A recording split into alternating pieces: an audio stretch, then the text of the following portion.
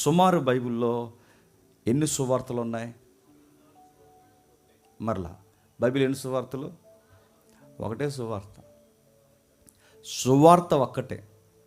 సువార్తను గూర్చి చెప్పే పుస్తకాలు 4. సువార్త బాగా వినండి. ఈ సువార్తను గూర్చి రకరకాల పదాల ఉత్పన్నం జరిగింది.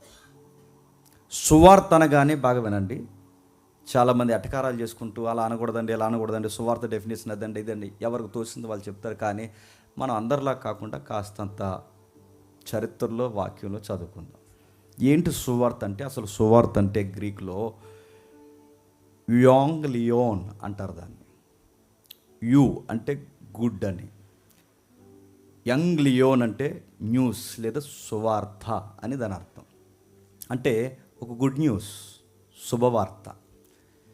దీన్ని ఎక్కడ గ్రీకులు వాడారంటే, ఇది గ్రీకులో రాయబడిందిగా క్రొత్త నిబంధన. దీని గ్రీకులు ఎక్కడ వాడారంటే, ఏదన్నా ఒక రాజ్యం మీద ఆ స్థానిక రాజుల విజయాన్ని సాధించినప్పుడు మన విజయం సాధించాం, విక్టరీ అనే దానికి మీనింగ్ వచ్చేలాగా గాస్పల్ అనే పదం వాడారు.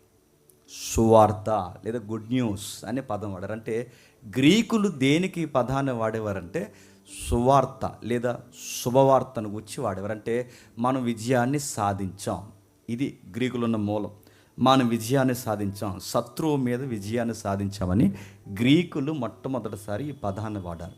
అదే పదాన్ని బైబిల్ రచయితలు వాడారు. మాటలు అర్థమవుతున్నాయిగా? అదే పదాన్ని బైబిల్ రచయితలు వాడారు.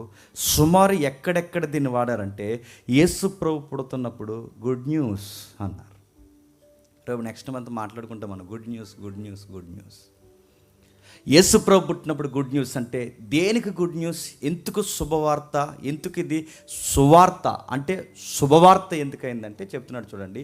ఈ గాడ్ లేదా స్పెల్ ఏదైతే మనం మాట్లాడుకుంటున్నాం, గో అండ్ స్పెల్ అంటే వెళ్ళి చెప్పాల్సిన, అంటే వెళ్ళి మాట్లాడాల్సిన ఒక గుడ్ న్యూస్ ఉంది. ఆ రోజుల్లో యుద్ధంలో గెలిచినప్పుడు అక్కడి నుంచి కొంతమంది ప్రజలు లేదా ముఖ్యమైన వార్తాహరులు, మీడియేటర్స్ ఎవరైతే ఉన్నారో వాళ్ళు వచ్చి చెప్పేవారట, రాజా మనం గెలిచాం, రాజా మనం గెలిచాం, శత్రువుల మీద మనం గెలిచామని ఆ చెప్పే ఉద్భవించే పదాన్నే గాస్పల్ లేదా శుభవార్త, గుడ్ న్యూస్ అంటారనమాట. ఇదే పదాన్ని బైబిల్ రచయితలు ఎక్కడెక్కడ వాడారంటే, యేసుక్రీస్తు వారి దగ్గరికి వచ్చేసరికి ఆయన పుట్టినప్పుడు వాడారు.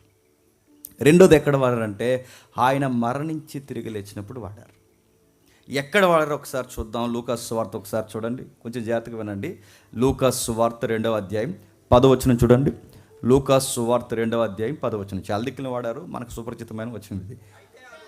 అయితే ఆ దూత, భయపడకుడి, ఇదిగో ప్రజలందరికీ కలగబోవు మహా సంతోషకరమైన సువార్తమానం. ఇంకా మూలాలు ఏముంది చెప్పిన, ఇదిగో శుభవార్తమానము. ప్రజలందరికీ ఒక గుడ్ న్యూస్, ప్రజలందరికీ ఒక గుడ్ న్యూస్. అంటే దేవదూతలే చెప్తున్నాయి ఏమనంటే, ఇదిగో ప్రజలందరికీ ఒక శుభవార్తమానము నేను మీకు తెలియజేస్తున్నాను. దావీదు పట్టణమందు నేడు రక్షకుడు మీ కొరకు పుట్టి ఉన్నాడు. ఇప్పుడు చెప్పండి, యేసు ప్రభు పుట్టినప్పుడు వాడిని పదం ఏంటంటే శుభవార్త అన్నారు. రెండోది ఎక్కడ వాడారు? అపోస్తుల కార్యములు 13వ అధ్యాయం 22వ వచనం చూడండి. అపోస్తుల కార్యములు 13వ అధ్యాయం 22వ వచనం. అపోస్తుల కార్యములు 13వ అధ్యాయం 22వ వచనం. తరువాత అతన్ని తొలగించి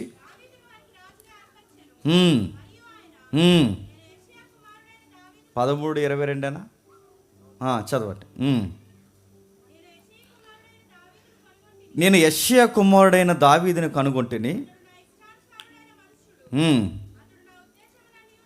అతడు నా ఉద్దేశములని నెరవేర్చిన దావీదు సందర్భం కదా, ఒక సందర్భం ఉంటుంది. ఇదిగో ఆయన పుట్టాడు, ఆయన సిలువ వేయబడ్డాడు, ఆయన పునరుద్ధానం చెందాడు, ఈ సువార్తకి మేమందరము సాక్షులం.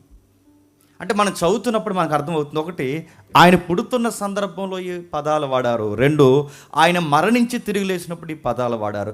ఎందుకు సువార్త? అందుకే సువార్త దేనికి అంటే బాగా వినాలి, బేసిక్స్ ఇవి. మన సువార్తలు అడిగట్టాలంటే అసలు సువార్త దేనికంటే ఒక మానవునికి రక్షణ యొక్క భాగ్యము ఎలా వచ్చిందో తెలియజేసేదే సువార్త. మరలా మర్చిపోవద్దు, ఒక సగటు మానవుడికి రక్షణ అంటే వాడు నరకానికి కొట్టుకుపోయే మానవుడు నరకానికి పోకుండా, శిక్షకు పోతున్న వాడు శిక్షలో గురవ్వకుండా, వాడు దేవుడి యొక్క ఉగ్రతలో చస్తే వాడు నిత్య నరకంలోకి పోకుండా, ఇదిగో నీకు సాల్వేషన్ రక్షణ ఉందరా అబ్బాయి, అది ఎలా ఉందంటే ఇదిగో ఎలా ఉంది అని వివరించే ఆ అధ్యాయం లేదా వివరించే ఆ లైన్ ఉంది చూసారా, దాన్ని సువార్త అంటారు. అంటే ఇప్పుడు నాకు సువార్త అనేది ఎక్కడుందంటే, నువ్వు పోతున్నా లేదా నువ్వు బలవుతున్నా లేదా నువ్వు నాశనం అవుతున్నా లేదా నువ్వు పోతున్న పాతాళం ఏదైతుందో ఆ ఉగ్రతలోకి పోకుండా నీ పక్షాన్ని అడ్డంగా నిలబడడానికి దేవుడే దీనుడిగా పుట్టాడు. ఇది గుడ్ న్యూస్. నీకు రక్షణ ఎలా వచ్చిందంటే మీ అమ్మమ్మ ప్రార్థన చేస్తే రాలేదు. నీకు రక్షణ ఎలా వచ్చిందంటే మీ తాతయ్యలు ప్రార్థన చేస్తే రాలేదు. నీకు రక్షణ ఎలా వచ్చిందంటే నువ్వు అనుకుంటే రాలేదు, మీ అమ్మ అనుకుంటే రాలేదు, మీ నాన్న అనుకుంటే రాలేదు. నీకు రక్షణ ఎలా వచ్చిందంటే దేవుడు నిన్ను నన్ను చూసి జాలి పడ్డాడు కనుక వచ్చింది. ఎంత జాలి పడ్డాడంటే ఈయన ఎలాగే వదిలేస్తే నరకానికి పోతాడు కనుక, నేను దేహంతో ఉండాలన్నా నా కొరకు ఒక దేహం నిలబడాలి, నేను ప్రాణంతో ఉండాలంటే నా కొరకు ఒక ప్రాణం నిలబడాలి, నేను మనిషిగా సంపూర్ణంగా ఉనికి కలిగి ఉండాలంటే నేను చేసిన దరిద్రపు లేదా నడినెత్తి మొదలుకొని అరికల వరకు దేవుడికి నచ్చని చేసిన ఈ పనులన్నిటికీ నిలువుగా నా పక్షాన ఒక ఆకారం పనిష్మెంట్ తినడానికి నిలబడాలి. అది ఎవరంటే దేవదూతలు చెప్పాయి, మీకు గుడ్ న్యూస్. లోకమంతటికి ఒక సువార్త, లోకమంతటికి ఒక శుభవార్త ఏంటంటే మీరందరూ గాడి తప్పిన వారు, మీరందరూ పాపం చేసిన వారు, ఏ భేదం లేదు, అందరూ దారి తప్పి పాపము చేసి ఒకరి ఎందొకరు నేరాలు మోపుకోవడానికి మీరు నీది తప్పు అని ఎత్తుకుంటున్నారు. కానీ ఏ భేదం లేదు, అందరూ పాపం చేసి దేవుడు అనుగ్రహించు మహిమను పొందలేకపోయారు. ఆ మహిమనివ్వడానికే దేవుడే దీనుడిగా ఇలలోకి వచ్చాడు. ఈ వచ్చాడన్నది నీకు నాకు ఎలా ఉందో నాకు తెలియదు, కానీ నరకానికి పోతున్న ఒక సగటు పాపికి అదొక గుడ్ న్యూస్. సువార్త డెఫినేషన్ అదే. సువార్త అనగానే శుభవార్త అనకూడదు, సువార్త అనాలి. దీనికోసం కూడా చేసిపోతున్నారు చాలామంది, తెలుసా? ఆ శుభవార్త అనాలి. మీరు శుభవార్త ఎందుకు అంటున్నారంటే, సువార్తలో శుభవార్త ఏంటంటే దేవుడు నా కోసం పుట్టాడు, అందుకది నాకు శుభవార్త. అందుకే ఈ మానవుడికి భాగ్యం ఎలా దక్కిందంటే దేవుడు పుట్టాడు కనుక. అయితే ఈ వార్త బాగా వినండి, ఈ వార్త అంటే ఆయన నా కోసం పుట్టాడు, ఆయన నా కోసం జీవించాడు, నేను జీవించలేని జీవితాన్ని కూడా ఆయన జీవించి, ఆయన జీవించిన ఆ జీవితానికి వచ్చిన ఆ మేలు ఏదైతుందో, ఆ కృపకరణ జీవితం ఏదైతుందో అది అలా తెచ్చి ఆ మహిమ కలిగిన జీవితం తెచ్చి నా మెడలో వేసి, నా మెడలో ఉన్న పాపాలన్నీ ఆయన మెడలో వేసుకుని, నాకు రావాల్సిన శిక్షను ఆయన మీద వేసుకుని, ఆయనకు సంబంధించిన జీవాన్ని నా మెడలో వేసి, ఈ రోజు నుంచి నీకు ఏ శిక్ష విధి లేదన్నాడు. ఇది చెప్పడానికి, ఇది చూపించడానికి దేవుడు మానవుడిగా ఇలలోకి వచ్చాడు. ఆ వచ్చిన వాడు జీవించాడు.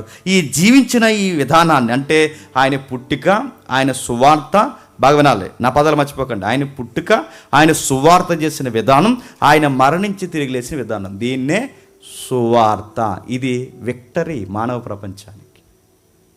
నేను జయించలేదంటే వర్షాలు పడితే నా బాడీ తట్టుకోలేదు, ఎండ ఎక్కువైతే నీ బాడీ నా బాడీ తట్టుకోలేదు, చలి ఎక్కువైతే నీ బాడీ నా బాడీ తట్టుకోలేదు, ఒక ముద్ద తక్కువైనా తట్టుకోలేదు, ఒక ముద్ద ఎక్కువైనా తట్టుకోలేదు, నిద్ర తక్కువైనా తట్టుకోలేదు, నిద్ర ఎక్కువైనా తట్టుకోలేదు.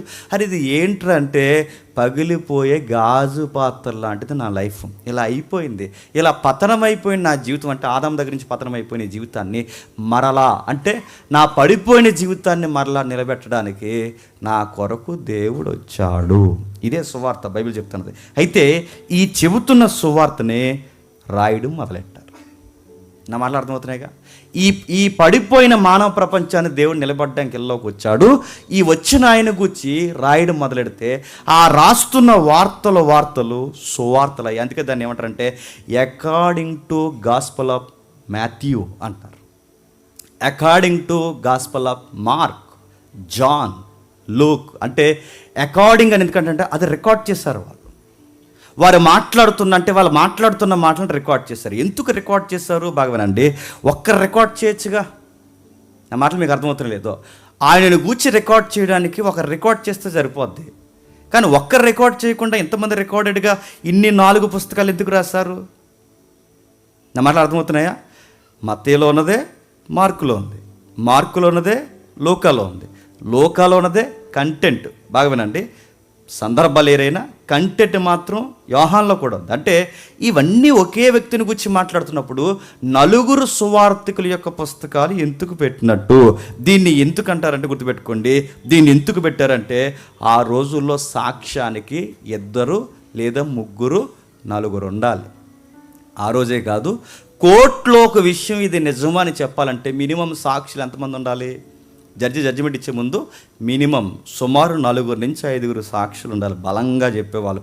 ఆ 5 బలంగా చెప్పేశారే అనుకోండి, సమాప్తం ఓగయ్య, పోయినట్టే. ఇంకా వాళ్ళు పక్కాగా నిజమైతే పక్కా చెప్తారు. వాళ్ళు అబద్ధం అనుకోండి, ఆడు ఎన్నిసార్లు చదువుకుని ఏదో మొదలు దొరికేస్తాడు. అందుకే వీళ్ళు నిజమే కనుక, వీళ్ళు చెప్పింది వాస్తవం కనుక, మత్తయి అయినా బాగా మత్తయి అయినా ఒకటే చెప్పాడు, చెప్పండి, మార్క్ అయినా ఒకటే చెప్పాడు, లూకా అయినా యోహాన్ అయినా వీళ్ళందరూ ఒక్కటే చెప్పడానికి కారణం ఏంటంటే వాళ్ళ కళ్ళ ముందు సువార్త జరిగింది. అంటే ఆయన జననం నిజంగానే జరిగింది, ఆయన నిజంగానే సువార్త ప్రకటించాడు, ఆయన నిజముగానే మరణించి తిరిగి లేచాడు. ఇవన్నీ జరిగాయి గనకే వాస్తవాన్ని కలలో లేపినా చెప్పండి వాస్తవంగానే చెప్తారు. ఇప్పుడు బాగా వినండి. అయితే దీన్ని బయోగ్రఫీ, జీసస్ బయోగ్రఫీ అనొచ్చా అనకూడదు చెప్పండి, చెప్పాలి. మిమ్మల్ని అడుగుతాను చెప్పండి, జీసస్ బయోగ్రఫీ అని అనొచ్చా అనకూడదు? ఒకవేళ ఎప్పటివరకు అంటే ఇకపై అనకండి, బయోగ్రఫీ అనకూడదు. ఎందుకు అనకూడదంటే బయోగ్రఫీ అనేది ఏంటంటే బాగా వినండి, ఆ మనిషి యొక్క పుట్టుక, ఆ మనిషి యొక్క జీవనం, ఆ మనిషి యొక్క మరణం, ఈ పూర్తి కంటే పుట్టిన దగ్గర నుంచి చనిపోయే వరకు ఉండే పూర్తి దాన్ని ఏమంటారంటే బయోగ్రఫీ అంటారు. ఇప్పుడు ప్రశ్న అడుగుతుంది, మీకు అర్థమవుద్ది. యేసుప్రభు పుట్టిన సందర్భం ఉంది, యేసుప్రభు బాప్టిజం తీసుకునే సందర్భం ఉంది, యేసుప్రభు మరణించి తిరిగి లేచిన సందర్భం. అంటే మధ్యలో ఏం మిస్ అయింది? ఆయన ఎక్కడ ఆడుకున్నాడో, ఏం తిన్నాడో, ఎలా ఉన్నాడో, ఈ స్టోరీ ఏమన్నా సువార్తల్లో ఉందా? అందుకే దాన్ని థియలాజికల్గా ఏమంటారంటే బయోగ్రఫీ అనకూడదు. అంటే ఇది జీవితం, అంటే ఒక మనిషి రాసుకున్న ఆత్మకథ కాదు ఇది. అంటే యేసుప్రభు ఆత్మకథ కాదు సువార్తలు. అంటే ఆత్మకథ ఏంటంటే పలానా ఊర్లో నేను పుల్లమ్మకు పుట్టాను, పలానా ఊర్లో ఇదిగో అప్పారావుకు పుట్టాను, నేను ఆ ఈదులో ఆడుకున్నాను, ఈ ఈదులో తిరిగాను, ఇలా స్కూల్లో చదివాను, ఇవన్నీ చెప్తారు. అవన్నీ ఉంటాయి బైబిల్లో? యేసుప్రభుని సువార్తికులు రచయితలు ఎక్కడ కేంద్రీకరించారంటే ఆయన పుట్టుకను కేంద్రీకరించారు, రెండోది ఆయన మరణాన్ని కేంద్రీకరించారు, మూడోది ఆయన తిరిగి లేచింది కేంద్రీకరించారు. దీన్ని అడుగుతున్నాను, దీన్ని జియోగ్రఫీ, క్షమించండి, ఇది బయోగ్రఫీ అనకూడదు. దీన్ని అలా అనడానికి వీళ్ళందుకే థియలాజికల్గా మరి అనొచ్చు. అంటే థియలాజియన్స్ అంటే లేటెస్ట్ థియలాజియన్స్ దాన్ని ఏమంటారంటే ఆయన పుట్టుకను గూర్చి బైబిల్లో ఉంది, ఆయన చేసిన సువార్తను గూర్చి బైబిల్లో ఉంది, ఆయన మరణ పునరుద్ధానాన్ని గురించి బైబిల్లో ఉంది. కానీ ఆయన ఎక్కడ ఎలాంటి బట్టలు వేసుకున్నాడు అంటే బాగానండి, ఎక్కడ ఆడుకున్నాడు, ఎలా పెరిగాడు, మిగిలిన సైలెంట్ లైఫ్ అని చూసారా, దాని గురించి చెప్పాలంటే సువార్త దేని మీద కేంద్రీకరించబడిందంటే ఆయన పుట్టుక, ఆయన మరణం, ఆయన పునరుద్ధానం. అందుకే దీన్ని బయోగ్రఫీ అనకూడదు. మరి ఏమనాలంటే థియలాజికల్గా దీన్ని ఏమనంటే థియలాజికల్ బయోగ్రఫీ అనాలంట. ఆ ఓడి పెట్టాలి ముందు. అంటే థియలాజికల్ బయోగ్రఫీ అంటే యాదాంత జీవిత చరిత్ర. యాదాంత జీవిత చరిత్ర అంటే ఆయన జీవితంలోంచి మానవాళికి రక్షణ ఉన్న సందర్భాన్నే రచయితలు కేంద్రీకరించారు. అందుకే దీన్ని థియలాజికల్ బయోగ్రఫీ అనాలి. అంతేగాని నా ఆత్మకథ అనకూడదు, గుర్తుపెట్టుకోండి. యేసుప్రభు ఆత్మకథ అనకూడదు. ఎందుకంటే ఆత్మకథ అయితే అన్నీ ఉండాలి. అన్నీ ఉన్నాయా? అందుకే యోహాను ఏమంటాడంటే ఆయన చేసిన వాటిని గురించి రాస్తే భూలోకమైనను సరిపోదంటే అవన్నీ వాళ్ళు పట్టించుకోలేదు, అవన్నీ రాయలేదు. ఏవైతే అవసరమో అవే రాస్తారు, వాటి మీదే కేంద్రీకరించారు. అందుకే సువార్త అనగానే మళ్ళీ గుర్తుపెట్టుకోండి, సువార్త అనగానే శుభవార్త. శుభవార్త దేనికంటే నా కొరకు దేవుడు మరణించడానికి పుట్టాడు, నా కొరకు ఈ భూమి మీద 33.5 సంవత్సరాలు జీవించాడు, ఆ జీవించిన ఆయన నా కొరకు మరణించాడు, మరలా నన్ను తిరిగి లేపడానికి ఆయనే నాకన్నా ముందుగా తిరిగి లేచాడు. ఇది బాగా వినండి, గ్రీకు యుద్ధాల్లో వాడే పదం, అంటే విక్టరీలో వాడే పదం నా లైఫ్ అనే విక్టరీకి కూడా దేవుడు వాడాడు. అందుకే మనం రాబోతున్న మన కొత్త సాంగ్లో ఇంట్రడక్షన్ వాయిస్ ఏంటంటే, ఫ్రోమో వాయిస్, దాంట్లో వాయిస్ ఏంటంటే మీకు చాలాసార్లు మెసేజ్లో చెప్పిందే, నా జీవితం అనే కథనానికి కథానాయకుడు నీవే అని. అంటే ఈ 2025లో నేను నడుస్తున్న నడక్కి, లేదా 1990 లేదా 89, 90 ఈ మధ్యస్థంలో పుట్టిన పుట్టుకకి ఆ కథానాయకుడికి సంబంధము ఉంది.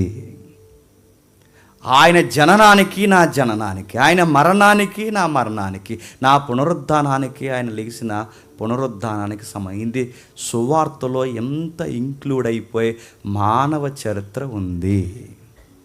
ఇంకా ఏముంది? ఇంకా సువార్తల గురించి ఏం చెప్తున్నారంటే, ఇంకా మాట్లాడుకుంటూ పోతే సువార్తల గురించి మనం మాట్లాడుకుంటే, సువార్తలు బాగానండి, సువార్త పుస్తకాలు 4, సువార్త ఒకటే. ఈ సువార్త పుస్తకాలను విడదీస్తే సుమారు 3 పుస్తకాలు ఒకేలా ఉంటాయి, కానీ ఒక్కటి డిఫరెంట్గా ఉంటుంది. 3 పుస్తకాలు ఒకేలా ఉండేది ఏంటంటే మత్తయి, మార్కు, లూకా. మళ్ళీ మార్కులో క్రీస్తు పుట్టుకుని కూర్చుంటారు. నా మాటలు అర్థమవుతున్నాయో లేదో అర్థం చేసుకునే ప్రయత్నం చేయాలి. ఎందుకంటే మనం వెంటనే సువార్తలోకి వెళితే మనకు అర్థం కాదు. ఇవన్నీ మన మైండ్లో పెట్టుకుంటే మనం బాగా అర్థం అవుతుంది. సరే, సుమారు 2 పుస్తకాలు పుట్టుకుని గురించి చెప్పాయి, 2 పుస్తకాలు చెప్పండి ఆయన పునరుద్ధానాన్ని గురించి ఎక్కువ చెప్పాయి. పుట్టుకను కూర్చిన 2 పుస్తకాలు ఏంటి చెప్పండి? ఒకటి మత్తయి, 2 లూకా. ఆయన పునరుద్ధానాన్ని పరిచర్ని హైలైట్ చేసిన పుస్తకాలు ఏంటి చెప్పండి? మార్కు, యోహాను. ఇది సువార్తలు. నా మాటలు అర్థమవుతున్నాయిగా. సువార్త పుస్తకాలు ఏంటంటే, ఒకటి 2 పుట్టుక కోసం చెప్పాయి, 2 ఆయన పునరుద్ధానం కోసం చెప్పాయి. ఇవి 4 పుస్తకాలు. అంటే ఈ 4 పుస్తకాల్లో 3 ఒకేలా ఉంటాయి, ఇంచుమించు ఒకేలా ఉంటాయి. ఈ 4 పుస్తకాల్లో మొట్టమొదటి రాయబడిన పుస్తకం పేరేంటి? మీ బొంద, మత్తయి కాదు, అది ఎవరో చెప్పారు, మార్కు సువార్త అని. చాలాసార్లు మెసేజ్లు టచ్ చేసాం కదా మనం. అంటే యాదాంతం లేదా పండితుల అంచనా ప్రకారం మొట్టమొదటి రాసిన సువార్త ఎవరంటే మార్కు సువార్త. మార్కు సువార్తలో సుమారట 661 వచనాలు లైన్గా ఉంటే, జాతకి వినండి, నేను ప్రసంగం చేయట్లేదు, 661 వచనాలు లైన్గా ఒకేలా ఉంటే ఇంచుమించు 500 వచనాలు ఒకేలాగా మత్తయి గారు రాశారంట. మాటలు అర్థమేం లేదు. అంటే 661 వచనాలు మార్కు సువార్తలు ఉంటే, సేమ్ 601 వచనాలు మార్కు సువార్తలు ఉంటే, ఎగ్జాక్ట్గా 500 వచనాలు అంటే ఇందులో ఉన్నట్టే అందులో ఉన్నాయి, అందులో ఉన్నట్టే ఇందులో ఉన్నాయి. ఎందుకంటే వీళ్ళిద్దరు దగ్గర కూర్చొని రాసింది ఏం కాదు. అప్పుడప్పుడు ఈ వెస్టర్న్ కల్చర్లో ఉన్న వాళ్ళు, నాస్తికులు, బైబిల్ పుక్కిట పురాణం అని చెప్పడానికి కొన్ని వీడియోస్, కామెడీ వీడియోస్ నెట్లో రిలీజ్ చేశారు. మీరు చూసారు లేదు? ఆ నెట్లో రిలీజ్ చేసిన వీడియోస్ ఏంటంటే, మత్తయి సువార్త ఇలా మత్తయి రాసేస్తుంటేనంట, మార్కు పక్క నుంచి ఇలా చూసి ఏం రాస్తున్నాడు అని ఇలా చూసి మార్కు సువార్త రాశాడు. వీళ్ళు చూసారు వాళ్ళిద్దరిని. ఈ వీడియోలు చేసిన చిన్నోళ్ళు ఏం కాదు, గుర్తుపెట్టుకోండి.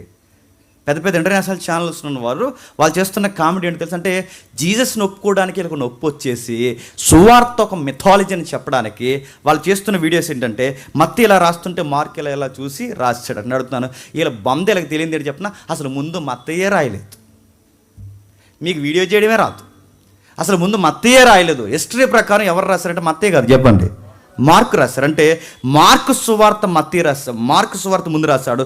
సుమారు 601 వచనాలు రాస్తే అందులో 500 వచనాలు ఒకేలాగా మత్తయి రాశాడు. మిగిలిన వేరే కోణాల్లో మత్తయి కవర్ చేశాడు. రెండోది, సుమారు 500 వచనాలు మత్తయి కవర్ చేస్తే సుమారు 350 వచనాలు లోక ఎగ్జాక్ట్గా అలా రాశాడట. మిగిలింది జాగ్రఫీ, హిస్టరీ కవర్ చేశాడు ఆయన. అంటే ఈ 3 పుస్తకాలు ఒకేలా ఉంటారు. దీన్ని ఏమంటారంటే ఒకే క్రమంలో సిస్టమేటిక్గా రాయబడిన, అంటే క్రమానుగతంగా రాయబడిన గాస్పల్ బుక్స్ అంటారు అన్నమాట. అంటే ఒకే క్రమంలో ఒకేలా ఉంటాయి. అందుకే చూడండి, వాళ్ళు అద్భుతం. అంటే మత్తయి సువార్త యేసు ప్రభు ఈ టైంలో అద్భుతం చేసిన మత్తయి ఎలా రాశాడో, మార్కు సువార్త కూడా అదే లైన్ మీకు కనబడుతుంది. మార్కు సువార్తలో ఏ లైన్ అయితే మీకు కనబడుతుందో అదే లైన్ కూడా మత్తయి కూడా రాస్తున్నాడు. అంటే లైన్ ఎక్కడ మిస్ అవ్వదు. అంటే వీళ్ళు సరిగ్గా రాసుకుంటూ వచ్చినందుకు దీన్ని ఏమంటారంటే సమదృక్కోణంలో నడిచిన, అంటే సమపాలులో నడిచిన, సిస్టమేటిక్గా నడిచిన, క్రమానుగతంగా నడిచిన సువార్తలు ఈ 3 అంటారు. మరి యోహాను సువార్త ఏంటంటే, యోహాను సువార్త అటు అన్యులకి, యోహాను సువార్త అటు గ్రీకులకి, యోహాను సువార్త అటు మేధావులకి ఫుల్ స్టాప్ పెట్టడానికి రాయబడిన పుస్తకమే యోహాను సువార్త. ఇవి సువార్తల యొక్క ఉపోద్ఘాతం. అంటే ఈ సువార్తల యొక్క ఇంట్రడక్షన్. అంటే ఇది సువార్త. అంటే సువార్తలు ఎలా రాయబడ్డాయి? ఇప్పుడు ప్రశ్న, ఎందుకు రాయబడ్డాయి ఈ సువార్తలు, ఈ పుస్తకాలు ఎందుకు రాయబడ్డాయి? ఈ సువార్త పుస్తకాలు రాయాల్సినంత అవసరం ఎందుకు వచ్చింది? నన్ను అడిగితే మీరు జాతకమేనండి. అసలు ఈరోజు మనం ఇలా కూర్చొని పలానా టైంలో రాజమండ్రిలో కంబాలసరు దగ్గర హైటెక్ బస్ స్టాండ్ పక్కన క్రిస్టియన్ స్కూల్లో పిల్లలందరూ సంఘం పెట్టుకొని వాక్యాలు చదువుకుంటారు. అప్పుడు పుస్తకం లేకపోతే ఎలాగని మత్తయి అనుకుని మత్తయి సువార్త రాయలేదు. ముఖ్యాంశాలు మరోసారి, పలానా టైంలో పలానా సంఘాలు కూడుకుంటే ఆ టైంలో పుస్తకం ఉండాలి అని రాయలేదు. వాళ్ళ సువార్తలు రాయడానికి కారణాలు ఆ రోజుల్లో చాలా వ్యతిరేకతలు వాళ్ళకి వచ్చాయి. ముఖ్యంగా అపోస్తులు యేసుప్రభు వారు చనిపోయిన వెంటనే సువార్తలు వెంటనే రాయలేదు. అంటే ఇప్పుడు చనిపోతే నెక్స్ట్ నెల నుంచి రాసేలేదు, లేదా ఆయన వెనకాల తిరుగుతూ రాసేలేదు. సూజన్ సిరీస్ మీరు చూసారా లేదో? సూజన్ సిరీస్ చూస్తున్నప్పుడు మత్తయ్య ఉంటాడుగా, మత్తయ్య ఎలా చూస్తుంటాడు చూసారుగా మత్తయ్య. ఆ మత్తయ్య గారు ఓ బుక్ పక్కన పెట్టుకుని ఆయన చేసిన అద్భుతాలన్నీ ఇలా రాసేస్తున్నట్టు డైరెక్టర్ చూపిస్తుంటాడు. అలా లేదు, అలా రాయలేదు. హిస్టరీ అలా చెప్పట్లేదు. ఎక్కడ మీరు చూడండి, యేసుప్రభుని అక్కడ సిలివేస్తుంటే యోహాను గారు అక్కడ నిలబడి 3 మేకులు వేశారు 3 అని రాయలేదు. పక్కలో పొడిచారు బలూన్, ఆ అబ్బాయి పేరు పొడి చేసినోడి పేరు చెప్పండి అని రాయలేదు. ఆ సైన్యాధిపతి పేరేంటి చెప్పండి ఆయన రాయలేదు. ఎన్ని కిలోమీటర్లు యెరూషలేముకి కపాలం అనే స్థలానికి 5 కిలోమీటర్ల రాయండి అని రాయలేదు. మరో మాట చెప్తున్నా, అసలు వాళ్ళ సువార్తలు రాయాలని అనుకోలేదు. మొదటి సంఘం అట, అపోస్తులట, యేసుప్రభు త్వరగా వచ్చేస్తాడని వాళ్ళ ఫోకస్ రైటింగ్స్ మీద పెట్టలేదంట. మీకు తెలుసా? అసలు యేసుప్రభు త్వరగా వచ్చేస్తాడంటే నేడో రేపు ఆయన త్వరగా వస్తానని వెళ్ళిపోయాడుగా. నేను త్వరలోనే మీ దగ్గరకు వస్తాడు, త్వరగా వచ్చేస్తాడు కనుక వీళ్ళు ఏం చేస్తారంటే చరాస్థిరాస్తులు తెచ్చి చెప్పండి పోగేసేసి అమ్మేసి ఇక నేడో రేపు వచ్చేస్తే ఇంక ఇవన్నీ పోగేసుకుని మనం ఏం చేస్తామని చెప్పి అందుకు అపోస్తుల గారు ఏం చేస్తారంటే చరాస్థిరాస్తులు అమ్మి ఎవరికి ఇచ్చేసారు? అపోస్తులకి ఇచ్చి పంచేయండి సార్, ఎవరెవరు పేదలు అందరూ ఇంకా ఆయన వచ్చిన తర్వాత అన్ని బూడిద తప్ప ఇంకేం మిగిలితే ఇచ్చేయండి అన్నారు. అంటే వాళ్ళు ఎందుకు చరాస్థిరాస్తులు ఇచ్చేసారంటే త్వరలోనే యేసుప్రభు వచ్చేస్తున్నాడని బలంగా వాళ్ళు నమ్మారు. ఇప్పుడు యేసుప్రభు నేడో రేపు వచ్చేసినప్పుడు పుస్తకం రాసుకుంటే చదివేవాడు ఉండాలిగా. నా మాట మీకు అర్థమయ్యలేదు. నేడో రేపు వచ్చేస్తే పంచభూతాలు మిక్కటమైన యాండ్రంతో లయమైపోతే మరి వచ్చేసిన తర్వాత ఇంకెవడు చదువుకుంటాడు ఇక్కడ? అందుకే వాళ్ళ సువార్తలు రాయాలి, దాన్ని దస్తావేజులుగా తయారు చేయాలి, అవి రాజ్యపు దస్తావేజులుగా మారినట్టు మారాలని వాళ్ళు అనుకోలేదు. మరి ఎందుకు రాయాల్సి వచ్చిందంటే వాళ్ళ సువార్తలు రాయడానికి ముఖ్యమైన కారణాలు ఉన్నాయి. శిష్యులు రక్షణలోకి వచ్చేసరికి సగ జీవితం అయిపోయింది వాళ్ళు. మెజారిటీ శిష్యులు మీరు చూడండి, చాలా శిష్యులు చూడండి, యేసుప్రభు కన్నా పెద్ద వయసులో ఉన్న శిష్యులు యేసుప్రభు దగ్గర ఉన్నారా లేదా? పేతురు గారు లేరా? ఇంచుమించు యోహాన్ తప్ప మిగిలిన వారు అందరూ యేసుప్రభుకు అటు ఇటుగా పెద్దోళ్ళే. అందులో ఎంగేజ్లో కనబడేది ఎవరు ఉన్నారంటే యేసుక్రీస్తు వారు, యోహానే. మిగిలిన వారంతా ఇంచుమించు చాలా పెద్దగా ఉన్నవారు. అంటే వీళ్ళు యేసుప్రభుని నమ్ముకునే రక్షణలోకి వచ్చేసరికి సగ జీవితం అయిపోయింది. సగ జీవితం వీళ్ళది అయిపోయిన తర్వాత వీళ్ళకి ఒక థాట్ వచ్చిందంట, అరే దేవుడు వచ్చేస్తాడు, యేసుక్రీస్తు వారు వచ్చేస్తానన్నవాడు ఇంకా రాలేదు కదా కనుక ఇప్పుడు మనం చనిపోతే ఇప్పుడు మనం చనిపోతే రేపొద్దున ఆయన వచ్చే లోపు మనం చనిపోతే ఆయన ఇలా చేశాడు ఇలా జరిగిందని రేపొద్దున్న సరిగ్గా చెప్పకపోతే ఆయన జీవిత చరిత్ర ఉన్నట్టుగా అందకపోతే తప్పుడు సువార్త అయిపోతాదేమో అని రికార్డ్స్ స్టార్ట్ చేశారు. ఇది ఒక పాయింట్.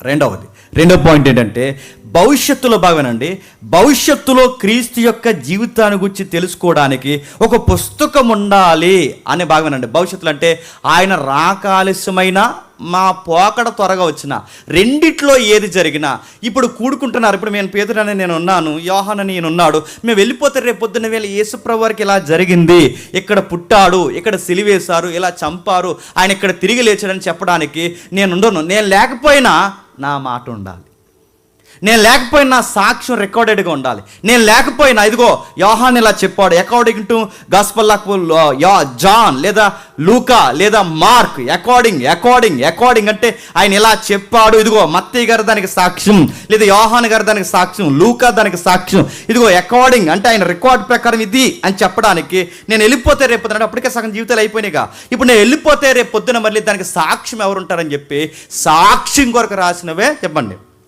సువార్త పుస్తకాలు. అన్నిటికన్నా ముఖ్యమైనది ఏంటంటే సంఘానికి ఒక బుక్ అంటే మా సాక్ష్యాలు రికార్డెడ్గా ఉండాలి, అంటే ఆయన వచ్చేంత వరకు త్వరలోనే చేస్తాడు కొంత ఉండాలని రాశారట. మూడోది ఏంటంటే అపోస్తులు బ్రతుకుండగానే, ఇది బాగుందండి, ఇది ఇంపార్టెంట్ పాయింట్, అపోస్తులు బ్రతుకుండగానే తప్పుడు సువార్తలు ఎక్కువైపోయినాయి అంట. యేసుప్రభు వారు ఎక్కడ పుట్టాడని ఒకడు లేదు అక్కడ పుట్టి, అందుకే చూడండి మీరు ఇజ్రాయేల్ దేశానికి వెళ్తే యేసు ప్రభు పుట్టిన స్థలాలు ఒకటి ఉండదు, 4 ఉంటాయి. తర్వాత కాన్స్టాంటినోపుల్ వచ్చిన తర్వాత వీళ్ళు ప్రతిదాన్ని పుణ్యక్షేత్రం చేశారు. ఎందుకంటే పునీతులు మొదలుగా కేథలిక్, పునీత్ సాయింట్, పునీత్ అంటే ప్రతి ప్రాంతాన్ని పునీత్ ప్రాంతం చేశారు, అంటే పుణ్య ప్రాంతం చేశారు. పుణ్య అంటే దాన్ని పుణ్యక్షేత్రం చేశారు. తర్వాత అక్కడ పుట్టినోళ్ళు పునీతులు అన్నారు, అంటే వీళ్ళు రికమెండేషన్ క్యాండిడేట్లు అన్నమాట. మీరు ఎప్పుడైనా జెరూసలేం వెళ్తే ఆ ఊరు తిరిగి డబ్బులని వేస్ట్గా చేసుకోక ఎప్పుడన్నా మీకు డబ్బులు పోగేసుకొని సీటీ ఫంక్షన్లో చెదారం చేయక ఒక మంచి సీటీ పాడి, నిజంగానే చెప్తున్నాను నేను, ఎప్పుడైనా ఇజ్రాయెల్ దేశం వెళ్ళండి. మొక్కడానికి కాదండోయ్, యార్దాన్ నీళ్ళు తెచ్చుకోవడానికి కాదు, రాళ్ళు తెచ్చుకుని ఇంట్లో పెట్టుకోవడానికి కాదు. యేసు ప్రభు యొక్క పుట్టిన ప్రాంతంలో కాస్త మీరు జాగ్రఫికల్గా చూస్తే బైబిల్ ఇంకా బ్రైట్గా అనిపిస్తుంది. కాదు, కొంతమంది ఎలా వెళ్తారంటే యేసు ప్రభుని పిలాతు దగ్గర జడ్జిమెంట్ ఇచ్చినప్పుడు, ఆ పిలాతు దగ్గర జడ్జిమెంట్ ఇచ్చినప్పుడు ఆయన ఆ మెట్లు ఉంటాయి చూసారా, ఆ మెట్లు మోకాల మీద ఎక్కితేనట పరలోకం వెళ్ళిపోతాం, అందుకే దాన్ని ఒక పుణ్యక్షేత్రం చేశారంట. ఇలా రకరకాలు చేసి పరిస్థితి రోమన్ క్యాథలిక్ వచ్చిన తర్వాత. అయితే ఈ రేపొద్దున్న అపోస్తులు ఉండగానే ఇలాంటి దుర్వార్తలు, అంటే ఆయన పుట్టిన ప్రాంతాన్ని పుణ్యక్షేత్రం చేస్తున్నారు, ఆయన తిరిగిన ప్రాంతాన్ని పుణ్యక్షేత్రం చేస్తున్నారు. అంతకన్నా భయంకరమైన వార్త ఏంటంటే యేసు ప్రభు శరీరంతోనే రాలేదు, అలా అపోహపడ్డామన్నారు. ఇది కొలసి పత్రిక రాస్తున్నప్పుడు మీరు ఎప్పుడైనా చూస్తారో, కొలసి పత్రిక కానీ సొలోనిక తర్వాత మాట్లాడుకుందాం. సొలోనిక అంటే ఎవరు అనుకున్నారు? అలెగ్జాండర్ గారి సిస్టరు, ఆ పట్టణంగా పేరెట్టారనమాట. పిలుపు అనే చుట్టాల పేర్లే. తర్వాత మనం మాట్లాడతాం. అయితే ఈ ప్రాంతాల్లో సువార్త అంటే తప్పుడు సువార్త వెళ్ళిపోతుంది. ఎలా వెళ్ళిపోతుందంటే యేసు ప్రభువు వారు ఆత్మగా ఉన్నాడు, తోతగా వచ్చాడు అంటే వాళ్ళు బ్రతుకుండగానే సువార్త యొక్క రూపాన్ని మార్చేస్తున్నారు కనుక, అరే మనం ఉండగానే ఇలా మార్చేస్తున్నారు, రేపు పొద్దున వెళ్ళిపోతే ఏమవుద్దని అప్పుడు పుస్తకాలు రాయడం చెప్పండి. అంటే సుమారు 20 నుంచి 25 సంవత్సరాల లోపు అంతకాలం గడిసే వరకు ఏం రాయలేదన్నమాట, సువార్త. అందుకే యేసుప్రభు వారి మరణానికి సువార్తలు రాసే సమయానికి కొన్ని 10 సంవత్సరాల గ్యాప్ ఎందుకు వచ్చిందంటే త్వరలోనే యేసుప్రభు వచ్చేస్తాడు అనుకుని టైం గ్యాప్ తీసుకున్నారు. ఆ టైం గ్యాప్ తీసుకునే లోపు తప్పుడు సువార్తలు వచ్చేస్తున్నాయి కనుక ఆ సువార్తని, ఈ తప్పుడు సువార్తను ఆపాలి కనుక ఇది ఒరిజినల్, ఎప్పుడు దీన్ని మార్చడానికి వీల్లేదు, ఇదే జరిగింది, ఇవి రికార్డెడ్గా మేము వెళ్ళిపోయినా కానీ సంఘానికి ఉండాలి అని అప్పుడు పుస్తకాలు రాయడం స్టార్ట్ చేశారు. అప్పుడు 4 సువార్తలు అంటే సువార్త పుస్తకాలు అయ్యాయి.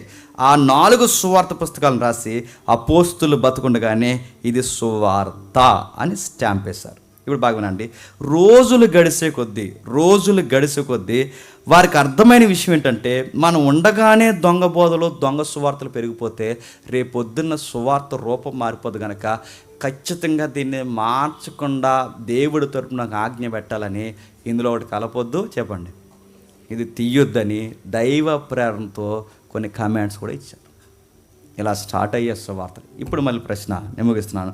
ఇప్పుడు ఇలా రాయబడిన సువార్తలు ఏవైతున్నావో, సువార్త పుస్తకాలు ఏవైతున్నావో, ఇలా రాయబడిన బైబిల్ ఏదైతుందో దీన్ని పక్కాగా మనం చదవాలా? ఆ మాటలు మీకు అర్థమవుతలేదు. ఆయన పుట్టాడని మనకు తెలుసా లేదా? పోనీ నమ్మామా? ఆయన సువార్త చేసాడని నమ్ముతున్నామా లేదా? ఆయన మరణించి తిరిగి లేచి నమ్ముతున్నాం లేదా? ఇప్పుడు నమ్ముతున్నాం. ఈ 3 తెలిసిపోయిన తర్వాత మళ్ళీ బైబిల్ చదవాలా? నా మాట్లాడుతున్నాం. ఇప్పుడు అది తెలిసిపోయింది కానీ అడుగుతున్నాను. గుడ్ న్యూస్ మనకు అర్థమైపోయింది. ఇంత గుడ్ న్యూస్ మనకు అర్థమైపోయిన తర్వాత మనం ఎందుకు బైబిల్ చదవాలంటే, ఒక సగటు విశ్వాసి ప్రతిరోజు బైబిల్ చదువుకోవాలి. ఎందుకు చదువుకోవాలంటే బాగునండి, ఎందుకు చదువుకోవాలంటే పాలిచ్చే పిల్లోడికి రోజు పాలు తాగడం ఎంత అవసరమో, అంటే క్షమించండి, పాలిచ్చే పిల్లోడు కాదు, పాలు తాగే పిల్లోడికి రోజు పాలు తాగడం ఎంత అవసరమో. పిల్లలు ఎప్పుడైనా పాలు తాగినప్పుడు మీరు గమనించారా? అప్పుడే తాగుతాడు, ఒక కునికేస్తాడు, మళ్ళీ లెగిస్తాడు, అలా అమ్మరమ్ములు తోడనుకుంటాడు, మళ్ళీ తాగుతాడు. మనకు పెద్ద డౌట్ ఏంటంటే వీడు ఎందాకగా తాగాడు, మళ్ళీ తాగుతున్నాడు ఏంటంటే, డాక్టర్లు చెప్పిన రికార్డ్ ఏంటంటే వాళ్ళకి వెంటనే అరిగిపోతాయంట. ఇందాక తాగడే ఒక పొట్ట పైకుండా కనకండి, అలాగే వెంటనే అరిగిపోతాయి. అందుకే ఎన్నిసార్లు ఇచ్చినా పర్లేదు, ఎన్నిసార్లు తాగినా పర్లేదు, కక్కున్నా పర్లేదు, మళ్ళీ తాగాలి. దీని పేతురు గారు ఏమంటాడంటే, కొత్తగా వచ్చిన విశ్వాసకట వాక్యము పాల లాంటిదంట. ఎక్కువ తాగాలంటే నేను మెలకు ఉన్నప్పుడల్లా బైబిల్ చదువుకోవాలి. ఎందుకు నేను బైబిల్ చదువుకోవాలంటే నేను ఎదుగుతున్న శిశువుని కనుక. ఎప్పటివరకు ఎదుగుతానంటే నేను మరణించేంత వరకు దైవంలో ఆయన సహవాసంలో ఎదగాలి అంటే నేను ప్రతిరోజు నాకు మెలకు వచ్చినప్పుడల్లా నేను ఏం తాగాలి చెప్పండి?